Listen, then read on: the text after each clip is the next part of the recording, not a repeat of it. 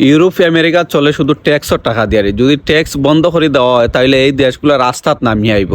একটা জরিপও দেখা যায় সবচেয়ে বেশি ট্যাক্স দিয়া থাকে মুসলিমরা, এবং বিভিন্ন দেশ থেকে তারা পড়ালেখার উদ্দেশ্যে আসলে ইউরোপ আমেরিকা যায়। যাওয়ার পরে সেই দেশও স্থায়ীভাবে থাকার একটা আবেদন করে এবং তারা স্থায়ীভাবে থাকা শুরু করে। কিন্তু তারা আসলে যে পরিমাণ ট্যাক্স দেয়, ইউরোপ আমেরিকার লোকাল মানুষগুলো আসলে এত পরিমাণ ট্যাক্স দেয় না।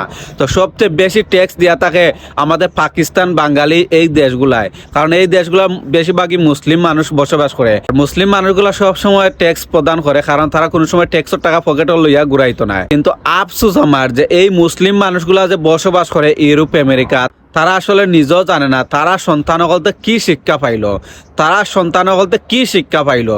কারণ ইউরোপ আমেরিকার কালচারে তারা বড় হইব এবং তারা কিন্তু অভাবেই চলবো। তো সন্তানগলতরে যদি আপনি এত কষ্ট করার পর যদি মানুষ না করতে পারলা, তাইলে এত উন্নত দেশও তাকিয়া লাভ আছে নি। আপনি কসম করিয়া কইতে পারবা যে আপনার সন্তান বালা হইয়া চলে। ইউরোপ আমেরিকার যারা বসবাস করডা তারা কসম করিয়া কইতে পারবেন যে আমার সন্তানগুলা বাংলাদেশের কালচারে চলে, আমার সন্তানগুলা আরব কান্ট্রির কালচারে চলে।